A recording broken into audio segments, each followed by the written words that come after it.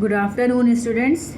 YPA daily current affairs देख लेते हैं। आज 5 जून है। 5 जून को वर्ल्ड एनवायरनमेंट डे सेलिब्रेट होता है।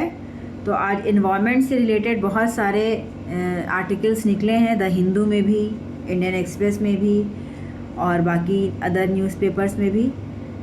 तो पहले हम देख लेते हैं कि आज हम अपने वीडियो में क्या क्या डिस्कस करेंगे। सबसे पहले अगर हम बात कर लें तो डेज से रिलेटेड एक न्यूज़ है, वर्ल्ड बाइसिकल डेज और वर्ल्ड एनवायरनमेंट डे। ये छोटी न्यूज़ है, इसको हम देख लेंगे। फिर नेक्स्ट हमारा है pre Harappan Hunter gatherer communities discovered in Kutch, इसको हम थोड़ा सा डिस्कस करेंगे। और इसके अलावा GS पेपर 2 में अगर हम देखें तो हेल्थ एजुकेशन से रिलेटेड जो है वो न्यूज़ हैं, जैसे कि मेंटल हेल्थ पे क्या है क्लाइमेट चेंज का असर, इसको हम थोड़ा डिस्कस कर लेंगे। ये थोड़ा डिफरेंट टॉपिक है। फिर उसके अलावा अगर हम बात कर लें GS पेपर 2 में पॉलिटी एंड गवर्नेंस से रिलेटेड, तो छत्तीसगढ़ की सरकार ने एक नया पॉलिसी निकाला है प्रमोट करने के लिए टूरिज़्म को ट्राइबल डोमिनेटेड एरियाज़ में, इसको हम डिस्कस कर लेंगे। और इसके अलावा गवर्नमेंट जो है वो सीनियर सिटीजन्स पे नई नेशनल पॉलिसी ले आने वाली है, उसको हम देखेंगे। फिर अगर हम देखें तो जो सेंसस होने हैं अभी, तो उसको लेके सेंसस से रिलेटेड पूरा कंसेप्ट है कि कैसे कैसे उसमें क्या क्या चीज़ें हैं, तो वो हम डिस्कस करेंगे। फिर अगर हम बात कर लें पेपर 3 की, तो पेपर 3 से रिलेटेड काफ़ी पॉलिसीज़ हैं, जिसमें कि इलेक्ट्रिक व्हीकल्स की पॉलिसी है, उसको हम डिस्कस करेंगे। टेक्सटाइल लीडरशिप पे लेके पे आर्टिकल निकला है, उसको हम देख लेंगे। Empowering women in green business, इसको हम थोड़ा सा डिस्कस कर लेंगे। और इसके अलावा अगर हम बात कर लें तो sustainable agriculture transformation by HURL, ये मेजर क्रॉप्स और क्रॉपिंग पैटर्न्स पे आर्टिकल है, इसको देख लेंगे। फिर अगर हम बात कर लें तो एक कंसेप्ट है एक्सपोसॉमिक्स करके निकला है द हिंदू में, इस पर एडिटोरियल निकला है, इसे हम डिस्कस कर लेंगे। फिर इसके अलावा टाइगर कंजर्वेशन इट्स चैलेंजेस है पेपर 2 से रिलेटेड, इसे हम देख लेंगे। अगर हम पेपर 3 की बात कर लें तो ब्रिक्स समिट होनी है नेक्स्ट मंथ, तो उसको हम थोड़ा सा डिस्कस कर लेंगे। और इंडिया ऑस्ट्रेलिया रिलेशन को देख लेंगे। फिर अगर हम बात कर लें तो साइंस में और टेक्नोलॉजी में 2 आर्टिकल्स निकले हैं, जिसमें कि कोलिजन थ्योरी पे एक आर्टिकल है और एक आर्टिकल जो है वो आपका ब्रेन से रिलेटेड है, तो इसको हम थोड़ा सा डिस्कस कर लेंगे। तो सबसे पहले अगर हम बात कर लें, सबसे जो इम्पॉर्टेंट न्यूज़ है, आज है वर्ल्ड एनवायरनमेंट डे। और वर्ल्ड एनवायरनमेंट इसके पहले जो है ये आपका वर्ल्ड बाइसिकल डे भी सेलिब्रेट हुआ है। तो जो वर्ल्ड बाइसिकल डे है वो 3 जून को हर साल मनाया जाता है, और वो प्रमोट करने के लिए use of bicycles for sustainable transportation and health benefits. तो 3 जून को वर्ल्ड बाइसिकल डे मनाया जाता है, इसे नोट डाउन कर लीजिए। और 5 जून को जो है वो हर साल वर्ल्ड एनवायरनमेंट डे मनाया जाता है। जो वर्ल्ड बाइसाइकिल डे है वो UN के द्वारा इस्टेब्लिश किया गया था 2018 में, प्रमोट करने के लिए cycling as a sustainable and healthy mode of transportation. अगर हम साइकिल से चलते हैं तो वो हमारे हेल्थ के लिए भी बहुत बेनिफिशियल रहता है, और एनवायरनमेंट पे भी उसका इम्पैक्ट जो है वो बहुत कम है। वो एक सस्टेनेबल जो है वो मोड ऑफ ट्रांसपोर्ट है। फिर अगर हम नेक्स्ट बात कर लें वर्ल्ड एनवायरनमेंट डे की, तो इसकी शुरुआत जो है वो 1974 में की गई थी UN के द्वारा, और इसका जो मेन फोकस है उसका है raising awareness about environmental issues and encouraging global action for protection, की एनवायरनमेंट के प्रोटेक्शन के लिए हमें क्या करना है और एनवायरमेंटल इश्यूज जो हैं वो क्या क्या होते हैं। तो अभी हम एनवायरनमेंट से रिलेटेड जितने भी आर्टिकल्स हैं उस पर डिस्कस कर लेंगे, थीम डिस्कस कर लेंगे। और जो भाई नेक्स्ट इम्पॉर्टेंट न्यूज़ है वो है pre Harappan Hunter gatherer communities discovered in Kutch. इसको अगर हम देख लें तो ये आर्टिकल निकला है द इंडियन एक्सप्रेस में। और इसमें पाया गया है कि एक स्टडी हुई है तो उसमें ह्यूमन सेटलमेंट खोजा गया है कच्छ में, और ये बताया जा रहा है कि ये हड़प्पन सिविलाइजेशन से भी काफ़ी पहले का है। मतलब हड़प्पन सिविलाइजेशन से भी करीब 500 साल पहले का ये बताया जा रहा है। और इसका जो रिसर्चर्स हैं वो है Indian institute of technology Gandhinagar, उन्होंने इस पर रिसर्च किया है। और इसके साथ इनके जो कोलैबोरेशन था वो IIT कानपुर का था और inter university accelerator centre Delhi और फिजिकल रिसर्च लेबोरेटरी अहमदाबाद, तो इन्होंने मिलकर रिसर्च किया है। और उनमें उन्होंने नए आर्कियोलॉजिकल एविडेंस जो हैं वो प्राप्त किए हैं, जो बताते हैं कि इस एरिया में जो ह्यूमन प्रेजेंस है वो हड़प्पन सिविलाइजेशन से भी 5000 साल पुराना है।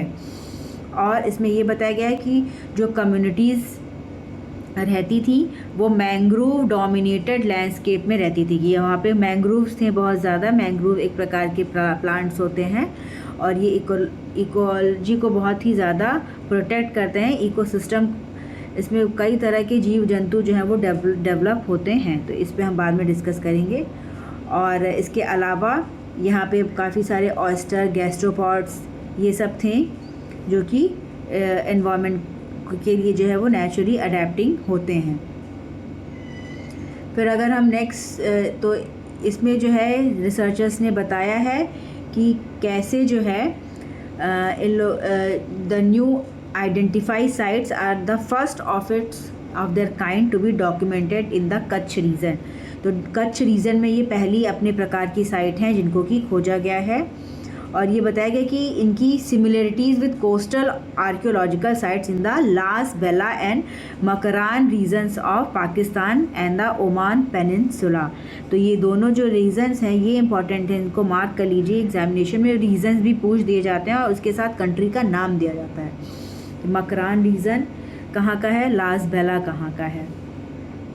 फिर अगर हम बात कर लें तो रेडियो एक्टिव आइसोटोप की मदद से जो है वो ये सारी स्टडीज़ की गई हैं कि पता किया गया कि इनका जो है वो टाइम लाइन क्या हो सकता है।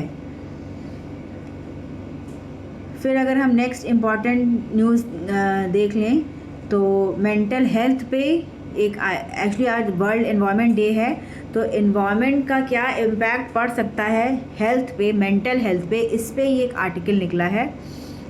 और इसमें बताया गया है कि मेंटल हेल्थ पे जो है वो एनवायरनमेंट का काफ़ी प्रभाव पड़ता है। और एक कंडीशन का नाम दिया है सोलैस्टैल्जिया। और जो सोलैस्टैल्जिया है इसका मतलब है, इसका जो डेफिनेशन है वो बताया गया कि it refers to the distress caused by environmental degradation in one's home environment leading to a loss of sense of belonging and emotional wellbeing. तो मेंटल हेल्थ की बात कही गई है। तो ये जो इफ़ेक्ट है, ये जो सोलैस्टैल्जिया है, इसका मतलब है कि कोई भी जीव जो अपने एनवायरनमेंट में रहता है, होम एनवायरनमेंट, अपने पर्टिकुलर नीच में रहता है, अगर वो उसमें जो है वो डिग्रेडेशन होता है तो उसकी वजह से डिस्ट्रेस होता है और एक जो सेंस ऑफ बिलोंगिंग होती है कि हाँ हम इस पर्टिकुलर रीज़न को बिलोंग करते हैं, और जो इमोशनल कनेक्टिविटी होती है उस पर इसका इम्पैक्ट पड़ता है। तो अगर ये पूछ दे कि सोलैस्टैल्जिया जो है ये जो एक कंडीशन है, मेंटल कंडीशन है, that is related to environmental degradation and which leads to degradation of mental health, तो ये एक हमारा इम्पॉर्टेंट आर्टिकल है, इसको ज़रूर से देख लीजिए। और फिर इसमें ये भी बताया गया है कि जो national health action plan on climate change and mental health की बात कही गई है कि इसका जो हमारी जो पॉलिसी है ये हाईलाइट करती है need for information, education and communication initiatives. और इनका एम है to raise awareness about the mental health effects of climate change. तो क्लाइमेट चेंज का दिमाग पे क्या असर पड़ रहा है, ह्यूमन की सोचने की क्षमता पे क्या असर हो रहा है, इस पे जो है वो इस पे रिसर्च की गई है। फिर अगर हम बात कर लें तो बताया गया है कि जो पॉल्यूशन है और जो एयर पॉल्यूटेंट्स हैं वो न्यूरोलॉजिकल कंडीशंस को और भी ख़राब करते हैं। पार्किंसन डिजीज़ होती है, अल्जाइमर्स डिजीज़ होती है, डिमेंशिया होती है, ये सब डिजीज़ होती हैं जिनमें कि इंसान भूल जाता है। अभी हाल उसने जैसे अभी खाना खाया कि नहीं खाया तो इंसान भूल जाता है, कुछ भी उसको याद नहीं रहता है, मेमोरी लॉस होती है।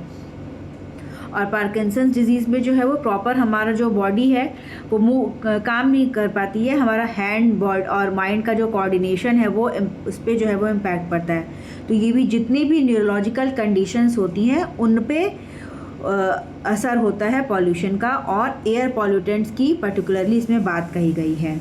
तो इसलिए बहुत ज़रूरी है कि जो हमारा सिस्टम है वो मेंटल हेल्थ एनवायरनमेंट पे ध्यान देना इसलिए ज़रूरी है कि कहीं ना कहीं ये हमारे मेंटल हेल्थ को भी बहुत ही ज़्यादा जो है वो इम्पैक्ट करता है।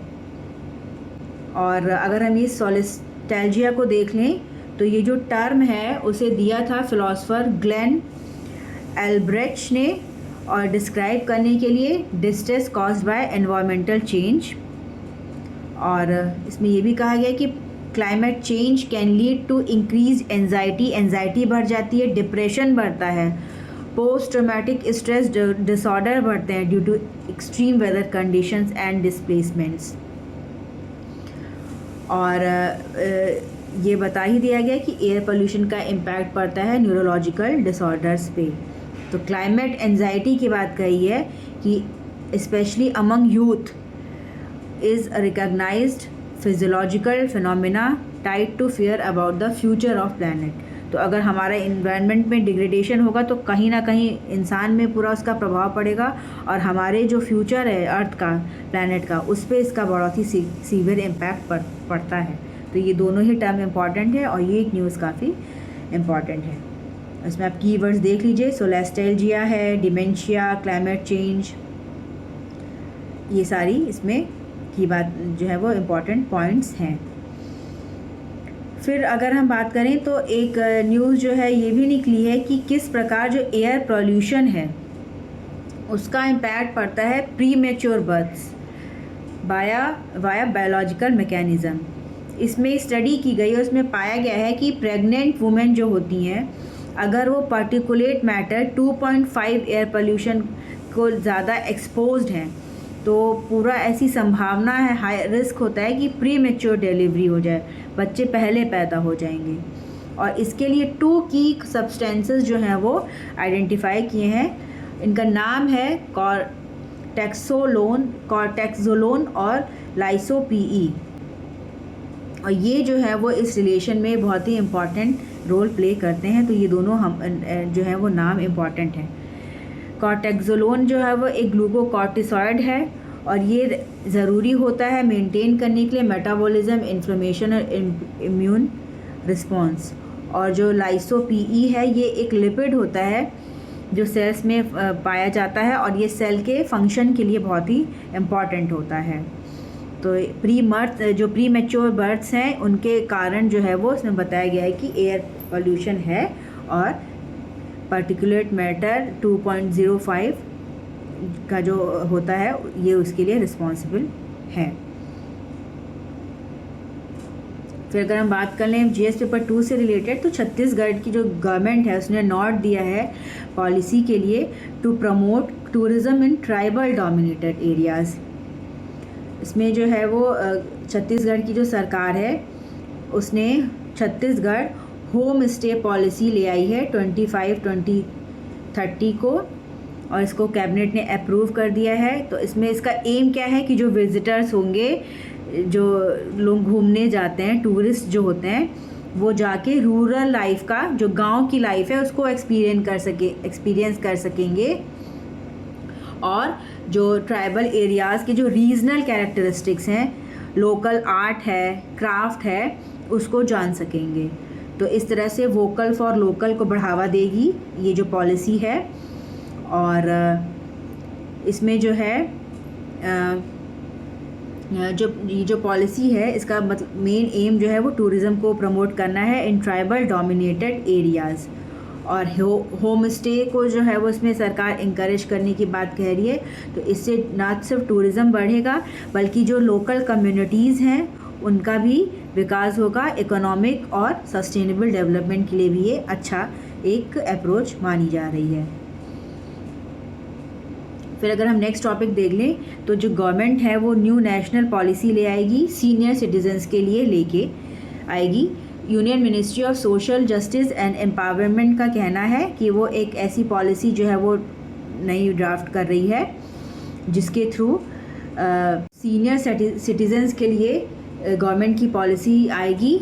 Union ministry of social justice and empowerment ने एक नई पॉलिसी ड्राफ्ट किया है और ऐसा एस्टिमेट है कि 20% of countries population will be senior citizens by 2047 कि ये माना जा रहा है कि 2047 तक इंडिया में जो बुज़ुर्ग हैं, जो सीनियर सिटीजन्स हैं, उनकी संख्या लगभग 20% के अराउंड हो जाएगी और ये एक काफ़ी बड़ा इंक्रीज़ जो है वो माना जा रहा है। तो ये जो काउंसिल है ministry of social justice empowerment की, उनका कहना है कि वो सीनियर सिटीज़न के डिजिटल इंक्लूज़न के लिए भी काम कर सकें, उसमें काम करेंगे ताकि उनका पार्टिसिपेशन बढ़ाया जा सके। और इसके अलावा एक डिटेल जो है वो रिव्यू लिया जाएगा कि जो राष्ट्रीय वयोश्री योजना है और integrated program for senior citizens है, जिनका कि एम है कि क्वालिटी इम्प्रूव करना सीनियर सिटीजन्स की, उस पर भी जो है वो उनका पूरा स्टडी होगा।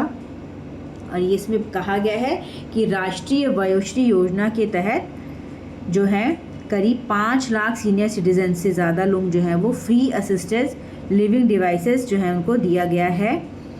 और तो ये जो है वो गवर्नमेंट के एफर्ट्स हैं जिनके थ्रू वो जो वयोवृद्ध हैं उनको जो है वो सपोर्ट प्रोवाइड करती है सरकार।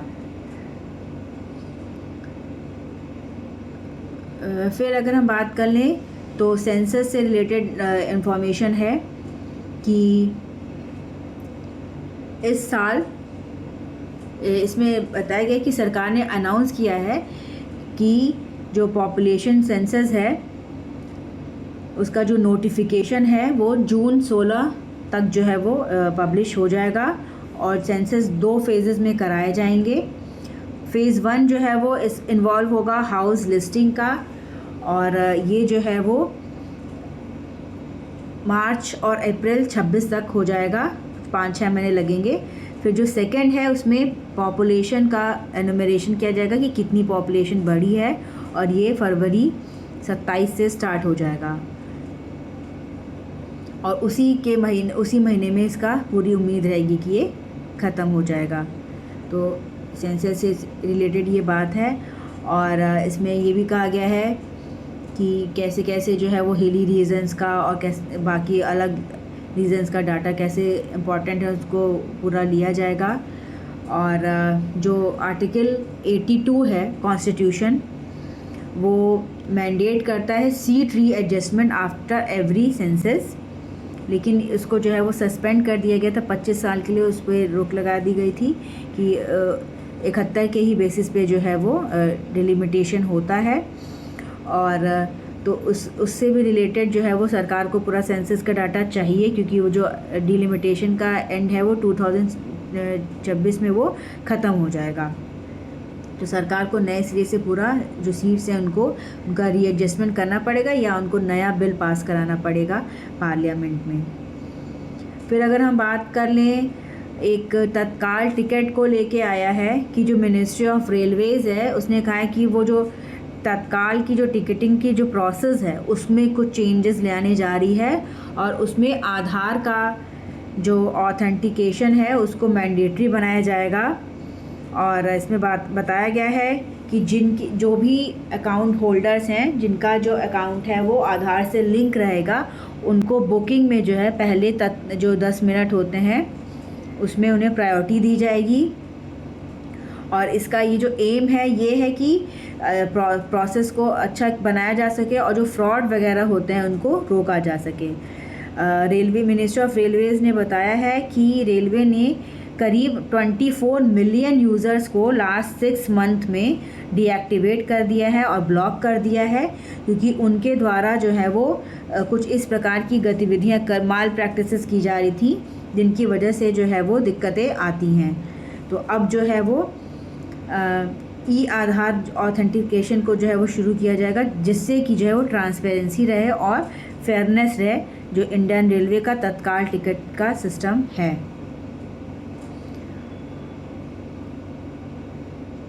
फिर अगर हम बात कर लें तो स्टेट्स ने डिमांड किया है सरकार से कि जो सेंट्रल गवर्नमेंट के द्वारा जो रेवेन्यू दिया जाता है स्टेट्स को, उसको बढ़ा के 50% तक कर दिया जाए।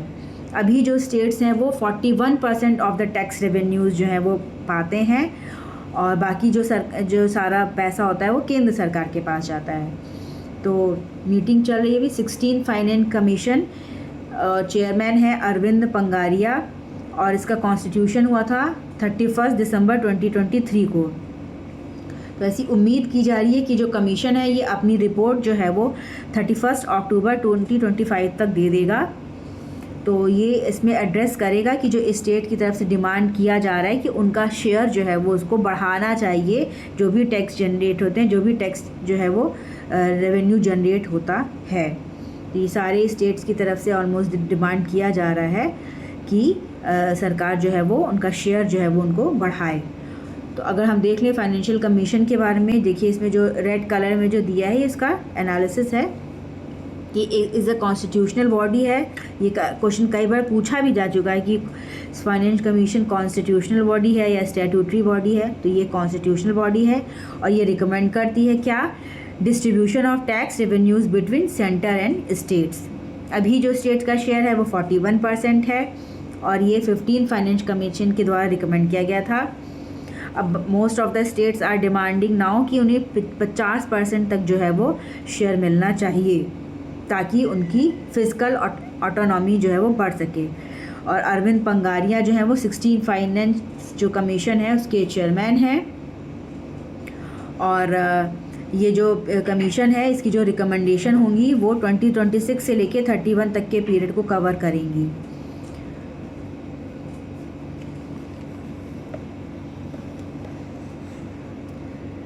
नेक्स्ट अगर हम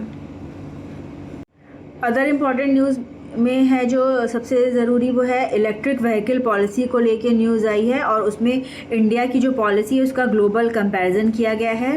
बताया गया कि कैसे इंडिया में जो है वो इलेक्ट्रिक व्हीकल्स की शुरुआत हुई 2015 से, और बाकी जो अदर डेवलप्ड कंट्रीज़ हैं वहाँ पे 2010 में ही शुरुआत हो चुकी थी। और इसमें ये बताया गया है कि शुरुआत में faster adoption and manufacturing of hybrid and electric vehicles in India, fame जिसका नाम दिया गया है, उसको जो है 5 साल जो है वो 895 करोड़ का जो है उसके लिए बजट का प्राविधान किया गया, और उसको बढ़ा के 2019 में 10,000 करोड़ कर दिया गया।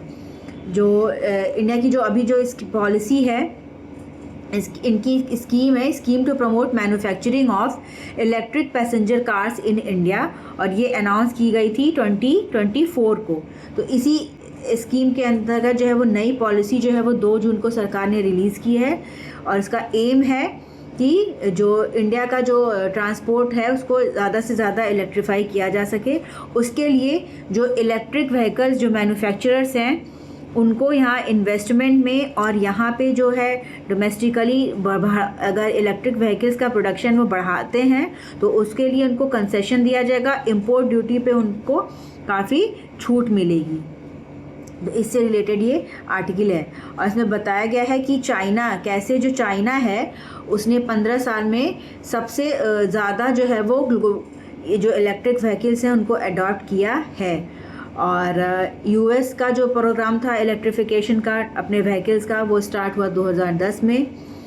और इसके अलावा अगर हम बात कर लें तो अगर ज़्यादा से ज़्यादा इलेक्ट्रिक व्हीकल्स आएंगी तो हमारा जो पोल्यूशन है वो कम होगा, इम्पैक्ट जो है वो एनवायरनमेंट पे कम पड़ेगा। तो इसके अलावा इसमें ये बात कही गई है कि जो इंडिया का टारगेट है 25% of DVA under this new scheme involves repurposing locally made auto components from internal combustion engine vehicles for EVs and integrating software as a service solution. तो इसमें बताया गया है कि जो हमारा अभी जो कंबशन इंजन्स यूज़ करते हैं कैसे जो है वो हम उसको भी यूटिलाइज़ कर सकें अपने इलेक्ट्रिक व्हीकल्स में और उसके लिए सॉफ्टवेयर डेवलप कर सके, उसके लिए जो है वो इंडिया में काम होगा। फिर अगर हम बात कर लें, एक इम्पॉर्टेंट आर्टिकल निकला है एनवायरनमेंट से रिलेटेड, क्योंकि आज वर्ल्ड एनवायरनमेंट डे है, तो इसमें बताया गया है कि कैसे जो टेक्सटाइल है उसका जो है वो इम्पैक्ट पड़ता है एनवायरनमेंट पे। जैसे बहुत ज़्यादा जो टेक्सटाइल है उससे भी वेस्ट जनरेट होता है और वो फिर अगर उसको प्रॉपर तरीके से डिकम्पोजिशन ना हो या उसकी रिसाइकलिंग ना हो तो उसका एनवायरनमेंट पे इम्पैक्ट पड़ता है। तो उससे रिलेटेड आर्टिकल है और इसमें बताया गया है कि कैसे हम इस इंडस्ट्री में काम कर सकते हैं। तो इसमें बताया गया कि इंडियन टेक्सटाइल इंडस्ट्री जो है one of the largest manufacturing hub है वर्ल्ड में। और इसके अलावा इसमें बताया गया है कि जो ministry of agriculture and farmers welfare है ये कंसीडर कर रही है पायलट प्रोजेक्ट्स लाने का जो कि कवर कर सके 1 million hectares of farm land. और इसके लिए जो है वो औरंगाबाद महाराष्ट्र में 6000 से ज़्यादा किसानों ने रिजनरेटिव कॉटन प्रोग्राम को ज्वाइन किया है। और इसका जो एम है वो क्या है कि ज़्यादा से ज़्यादा पैदावार बढ़ाना, क्लाइमेट रिजिलियंस और केमिकल फर्टिलाइज़र्स को कम करना, इनपुट बढ़ाना, आउटपुट बढ़ाना और कॉस्ट इफ़ेक्टिव इनपुट जो है वो उनको बढ़ाना। और इससे जो है वो ये जो टेक्सटाइल सेक्टर है इसमें ग्रोथ होने की उम्मीद है। और इसमें ये भी बताया गया है कि इंडिया जो है कैसे वर्ल्ड का 8.5% जो एनुअल टेक्सटाइल वेस्ट होता है वो इंडिया के द्वारा जनरेट किया गया है। और इसको ये कि कैसे जो फैक्ट्री वेस्ट है उसको रीपर्पस किया जा सकता है ताकि नए डिज़ाइंस बना सकें और या तो उनको इस प्रकार से वापस से सॉइल में मिलाया जा सके ताकि जो है वो सस्टेनेबल वो रहें। और इसके अलावा जो प्रोडक्ट्स हैं टेक्सटाइल की उनकी लाइफ साइकिल कैसे बढ़ाई जा सके, इस पे ये आर्टिकल है। इंडियन टेक्सटाइल इंडस्ट्री बताया गया है कि 2% ऑफ इंडिया GDP जो है वो टेक्सटाइल इंडस्ट्री के द्वारा आता है और इसमें जो है करीब 45 मिलियन जो है वो लोग जो हैं वो इनको जो है वो एम्प्लॉयमेंट मिलता है। जो रीजनरेटिव फार्मिंग है उसका फोकस है on soil health, biodiversity and reducing synthetic inputs. और एक कॉटन की बात कही गई है, कस्तूरी कॉटन, ये इंडिया का फर्स्ट ब्रांडेड कॉटन इनिशिएटिव है और ये इसलिए है ताकि ग्लोबल कॉम्पिटिटिवनेस को बढ़ाया जा सके। और इसमें ये भी कहा गया है कि टेक्सटाइल वेस्ट जो है वो उसका जो रिसाइकिल है वो इंडिया में अभी बहुत कम है, 10% से भी कम हो पाता है। तो इससे रिलेटेड ये आर्टिकल है कि मतलब कैसे हमारा जो टेक्सटाइल इंडस्ट्री है वो इस तरह से काम करे कि वो एनवायरमेंटली सस्टेनेबल रहे।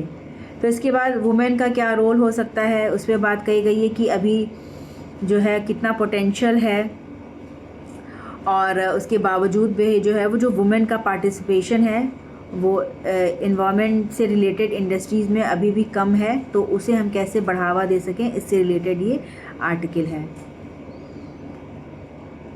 फिर जो अगर अदर इम्पॉर्टेंट आर्टिकल्स, वैसे तो इम्पॉर्टेंट हैं आर्टिकल्स एनवायरनमेंट से रिलेटेड में, हर आर्टिकल में कोई ना कोई इन्फॉर्मेशन दी गई है जिस पे क्वेश्चन बन सकते हैं, क्वेश्चन बनते हैं।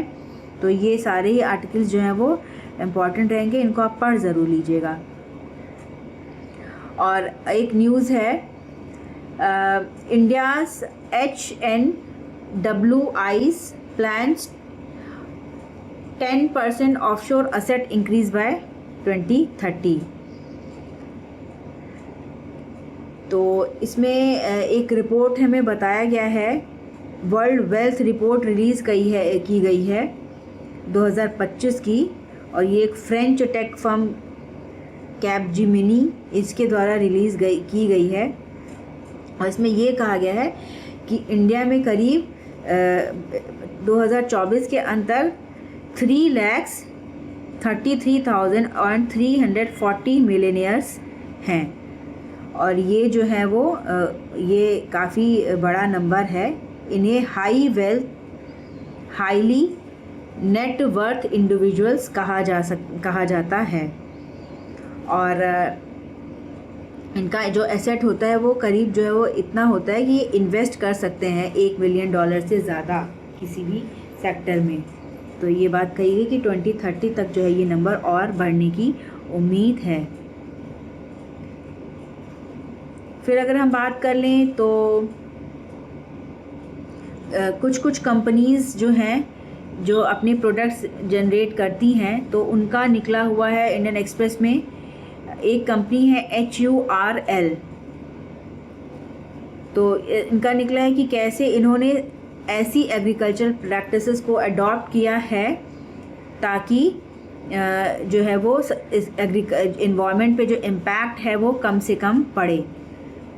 तो इसमें ये है कि ये जो ऑर्गेनाइजेशन है इसने वर्ल्ड क्लास ग्रीन फील्ड जो है वो प्लांट्स लगाएं सिंदरी, बरौनी और गोरखपुर में, और इनके पास ऐसी फैसिलिटीज़ हैं जिनको उन्होंने नाम दिया zero liquid discharge system, energy efficient ammonia urea production technologies. मतलब ये ऐसी टेक्नोलॉजीज़ पे काम कर रहे हैं जिससे जो है इनका जो एनवायरनमेंट पे है कम से कम इम्पैक्ट पड़े। और ये फार्मर्स के साथ मिल के जो है वो बैलेंस्ड फर्टिलाइज़र्स के यूज़ पे, और कैसे जो है वो ऐसे न्यूट्रिएंट्स जो है वो उनको इंटीग्रेट किया जाए ताकि जो है वो खेती बढ़े और प्रोडक्शन बढ़े और उसका जो एनवायरनमेंट इम्पैक्ट है वो कम से कम पड़े। और इन्होंने गवर्नमेंट की PM प्रणाम योजना से भी कोलैबोरेशन अपना किया हुआ है, वो उसी के में अपना वो काम कर रहे हैं। और ये जो है वो नैनो फर्टिलाइज़र्स और बायो फर्टिलाइज़र सॉल्यूशंस पे भी ये जो कंपनी है वो काम करती है। इसका नाम है हिंदुस्तान उर्वरक एंड रसायन लिमिटेड HURL, और ये एक जॉइंट वेंचर है between Indian Oil Corporation, Coal India, NTPC and other PSUs का। और इनका एम है कि इंडिया का जो यूरिया का इंपोर्ट डिपेंडेंसी है उसको कम किया जा सके, डोमेस्टिक प्रोडक्शन जो है वो बढ़ाया जा सके। और ज़ीरो लिक्विड डिस्चार्ज सिस्टम ये प्रिवेंट करता है वेस्ट वाटर डिस्चार्ज, और इससे जो है वो रिसाइकिल हो जाता है और यूज़ हो जाता है वाटर का।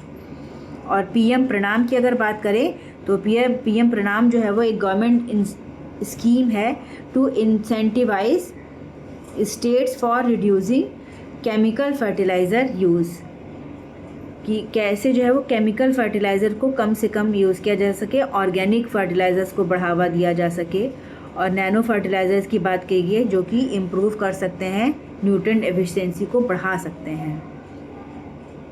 तो ये एक इम्पॉर्टेंट आर्टिकल था।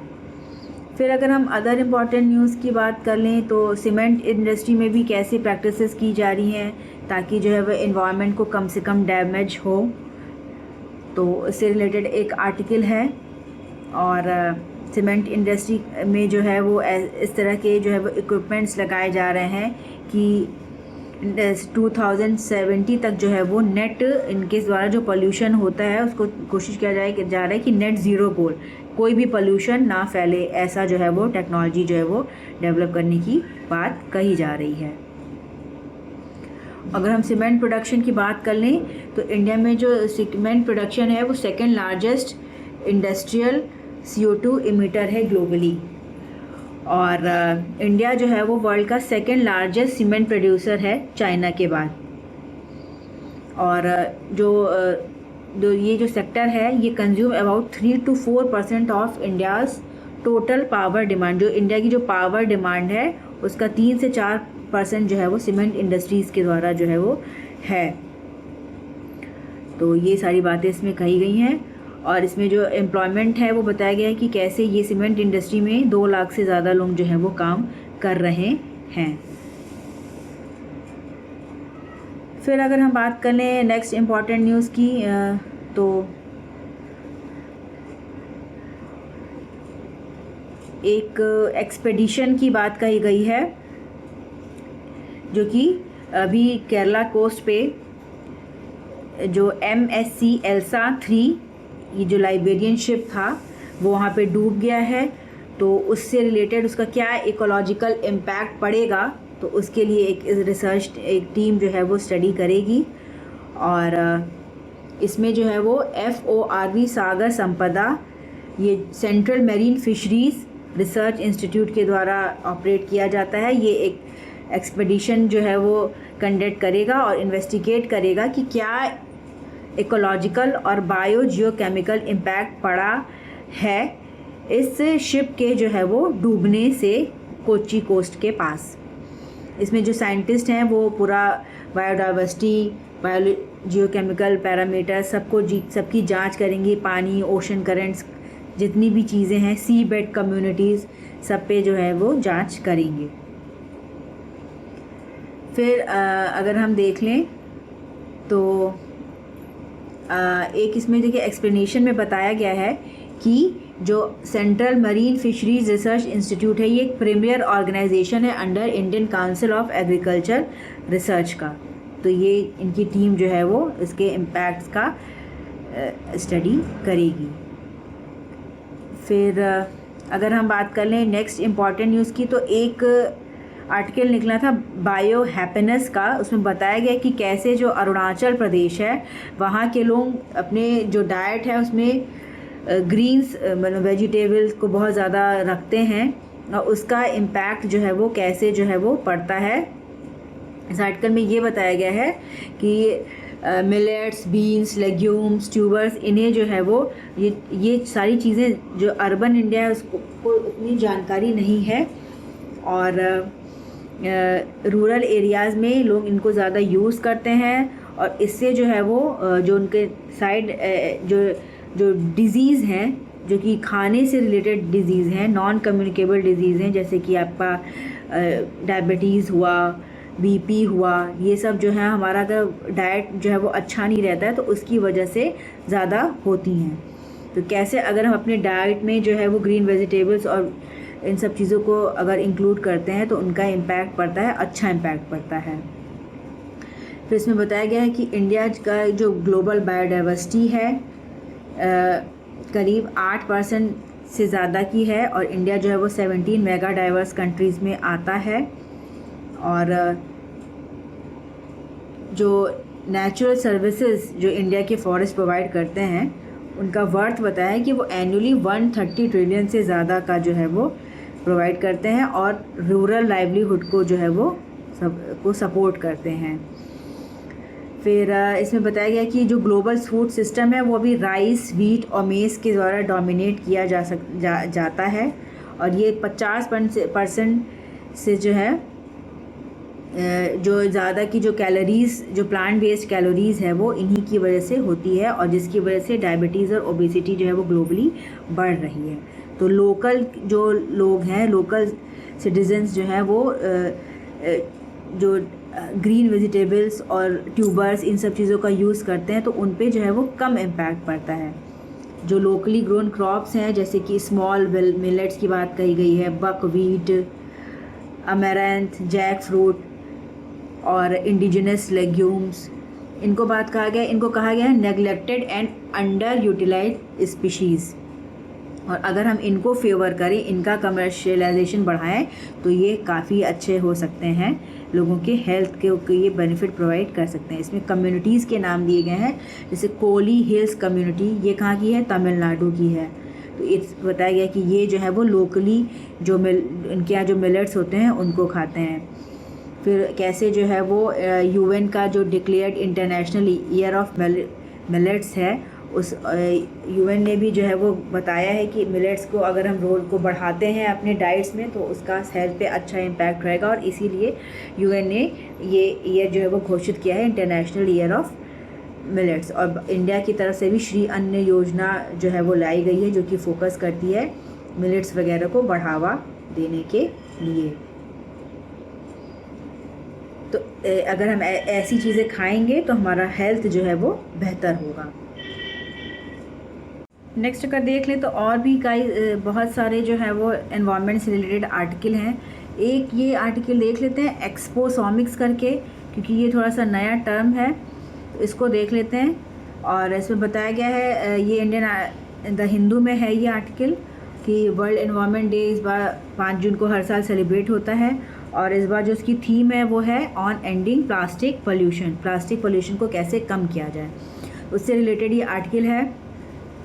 और इसमें एक बात कही गई कि जो WHO है वो उसने जो है वो एनवायरनमेंट का पे का क्या असर पड़ता है, डिज़ीज़ कैसे इम्पैक्ट करता है, डिज़ीज़ होता है उसकी वजह से ह्यूमंस में।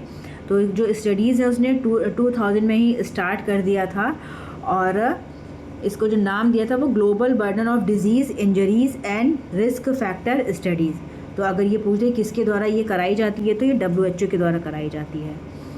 तो इसका जो लेटेस्ट रिपोर्ट है 2021 का, तो इसमें बताया गया है कि environmental and occupational risk factors were responsible for, इसमें बताया गया कि कैसे जो इन्वायरमेंट है और उससे रिलेटेड जो ऑक्यूपेशंस हैं उनका इम्पैक्ट पड़ा है, और ग्लोबली जो है वो करीब 12.8 मिलियन जो डेथ्स हैं वो इन्हीं फैक्टर्स की वजह से हुई हैं।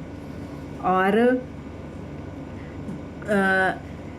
14.4% of all disability adjusted life years, कि कैसे जो है वो इन्वायरमेंट के इम्पैक्ट की वजह से जो है वो डिसेबिलिटीज़ भी हो जाती हैं लोगों में। तो इस पे ये आर्टिकल में बताया गया है। और इसमें बताया गया कि भारत में करीब 3 मिलियन डेथ्स जो हैं वो इन्वायरमेंट के से रिलेटेड जो डिज़ीज़ हैं उनकी वजह से होती हैं। और ये भी बताया गया है कि जो नॉन कम्युनिकेबल डिज़ीज़ हैं उनमें 50% से ज़्यादा का जो बर्डन है वो इन्वायरमेंट रिलेटेड डिज़ीज़ की वजह से है। इस आर्टिकल में ये बताया गया है कि जिस प्रकार जो ह्यूमन जीनोम प्रोजेक्ट है वो जीनोम का स्टडी करता है, और इसी तरह जो एक्सपोसॉमिक्स है ये एक्सपोसोम का जो है वो स्टडी कर रहा है, कि कैसे ये मेजर करता है कि कैसे जो पूरी लाइफ टाइम है और उसका जो एक्सपोज़र है physical, chemical, biological, psycho social, और उसका जो इम्पैक्ट है हमारा जो डाइट है, जो लाइफ स्टाइल है और जो इंटरनल फैक्टर्स हैं उनका कैसे जो है वो इम्पैक्ट पूरा पड़ता है ह्यूमन के ऊपर। तो उससे रिलेटेड ये इसमें बातें बताई गई हैं। और एक्सपोसॉमिक्स की बात कही है, और ये it requires interdisciplinary technologies including real time sensor based personal monitoring with wearables, untargeted chemical analysis and biomonitoring samples, human relevant microphysiological systems and AI driven big data mining to generate integrated evidence। In technologies का use करके हम जो है वो data तैयार करते हैं कि क्या इम्पैक्ट पड़ रहा है जो एनवायरनमेंट है उसका डिज़ीज़ के ऊपर और हेल्थ के ऊपर।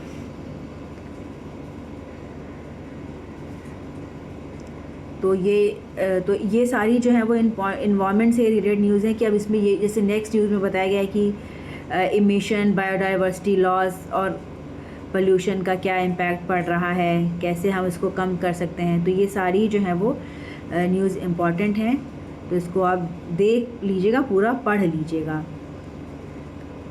फिर फूड पैकेजिंग की बात कही गई है कि कैसे जो है वो प्लास्टिक्स पेपर्स में जो है वो पैकेजिंग की जाती है। तो माइक्रो जो प्लास्टिक्स होते हैं वो उनका बहुत इम्पैक्ट पड़ता है लाइफ्स पे, और ये रिसाइकिल नहीं हो पाते हैं, बायोडिग्रेडेबल नहीं होते हैं। तो ये हमारे जो नेचर है उस पर बहुत ही सिग्निफिकेंट इम्पैक्ट डाल रहे हैं।